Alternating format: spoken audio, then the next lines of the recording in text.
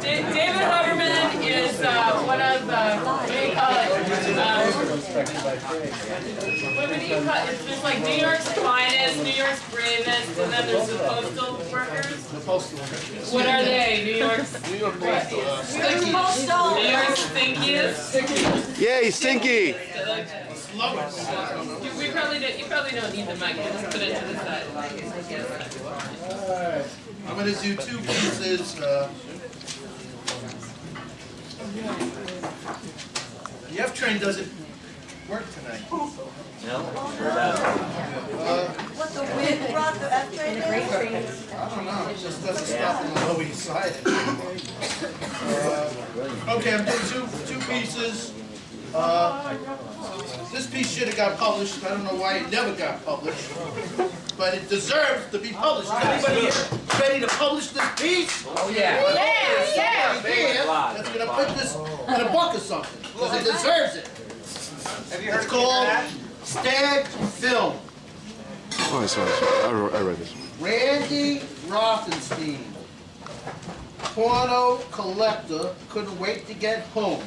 His hands finally itched with excitement to examine his new treasure. Randy was fascinated by old pornography.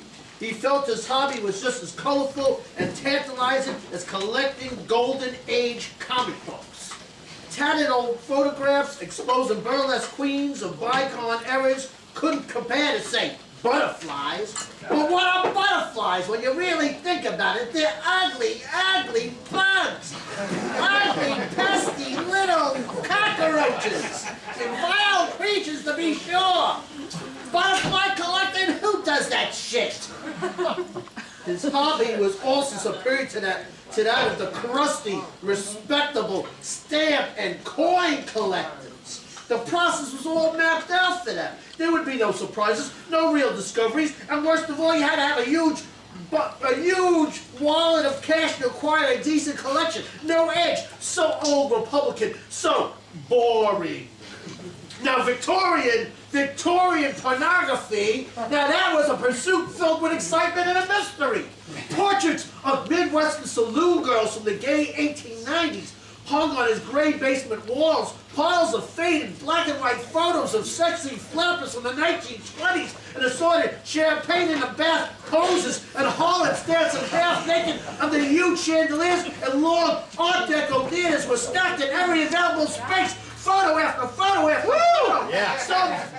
Some faded yellow from age flashed through his mind. There were nude shots of women from the 20s, the 30s, the 40s, glossies of dance hall girls, snapshots of Mexican hookers, studies of gangster moles fornicating with their studly hoodlum boyfriends, scenes of old-fashioned gangbangs and orgies, and of sailor boys, Yeah.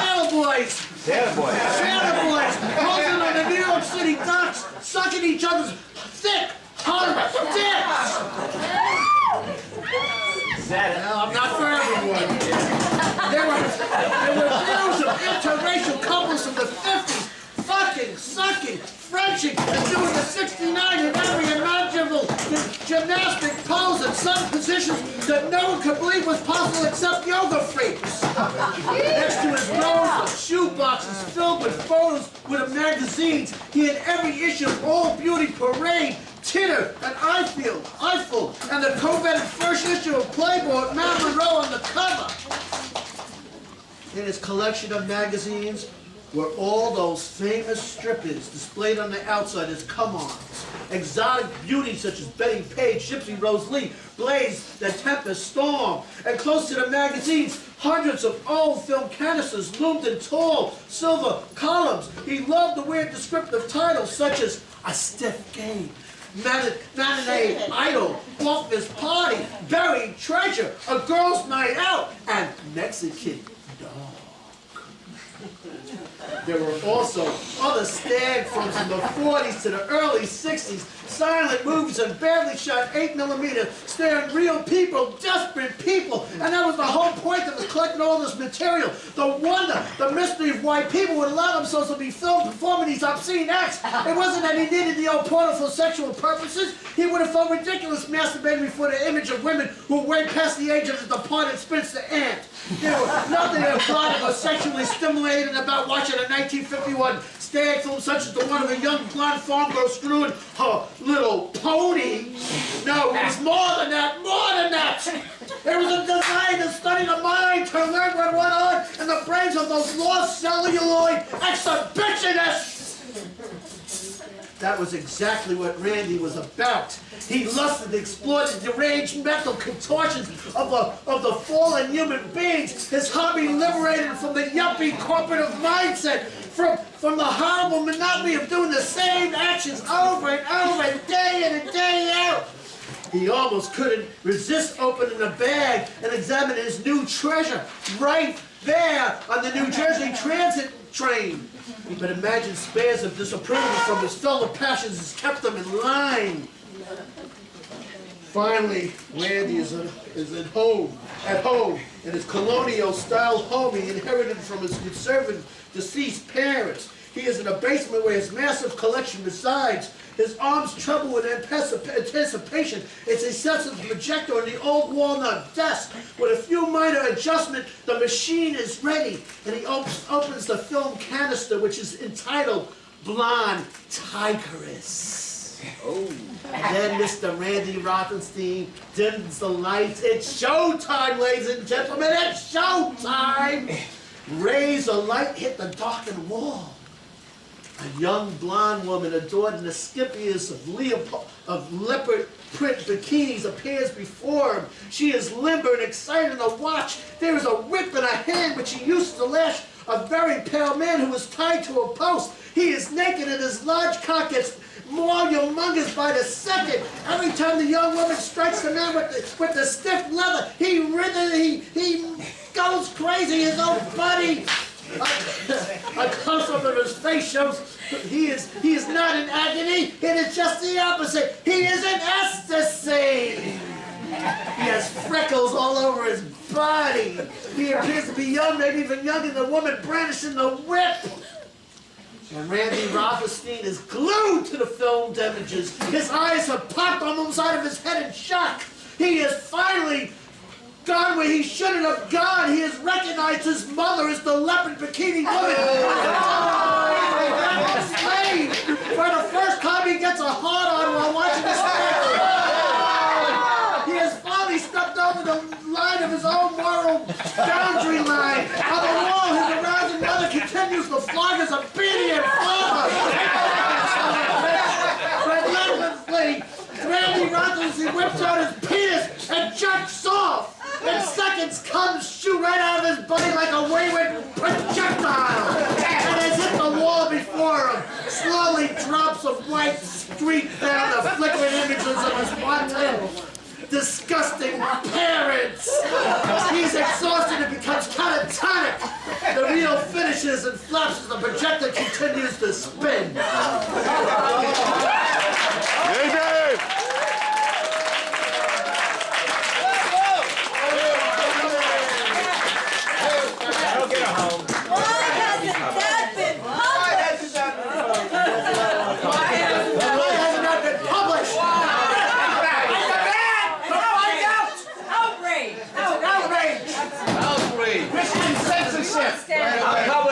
Good housekeeping. It's because you need a towel with it.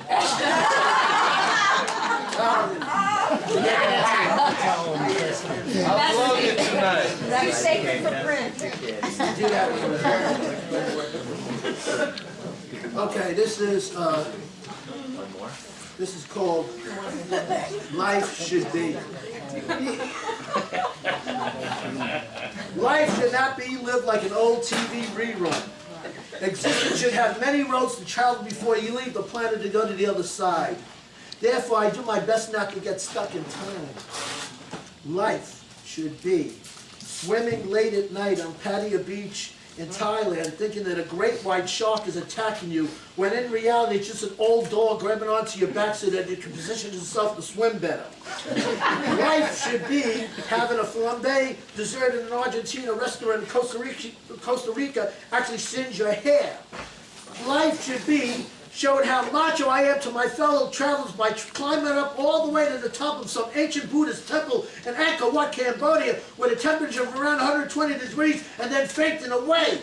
Life should be staying in an adult hotel in the Dominican Republic with my 400 disc pulled out so naturally I soak in a giant hot tub, watching New York City firemen and policemen having an orgy with the local prostitutes until one of them screams, "Hey, hey, there's some red bumps on this girl's pussy, she must have AIDS!" Man, that definitely was a believe it or not, record for a bend in a hot tub. 5, life should be riding a bicycle in Amsterdam, Holland, hitting the brakes too fast and going head first into the canal. 6, life should be same thing happened in Thailand except there was a motorbike and it was a huge lake. 7, life should be picking up the most sexiest woman I ever laid eyes on in Piccadilly Circus pub in London having my first gay experience. 8, life should be picking up a hot young girl in a Berlin German disco with my friend behind me, gesturing wildly, pointing anything red, and then to his neck, and then pointing to the hot girl that I'm just about to pick up, when the young lady confesses to me that she loves hot Greek guys like myself, which I'm not, and hates New York City Jews, which I am.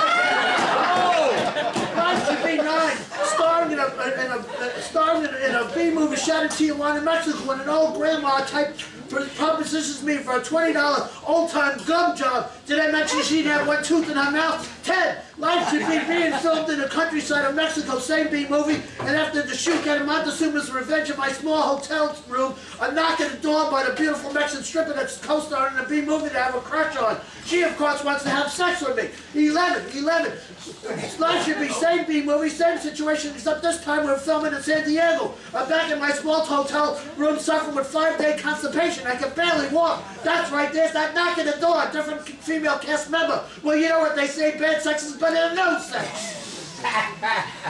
12, life should be picking up the second most sexy woman I've ever eyes on in Thailand beer bar and having my second gay sex experience. Well, I can go on further about what life should be, but this is a 3-minute poem, so I'll get off the stage.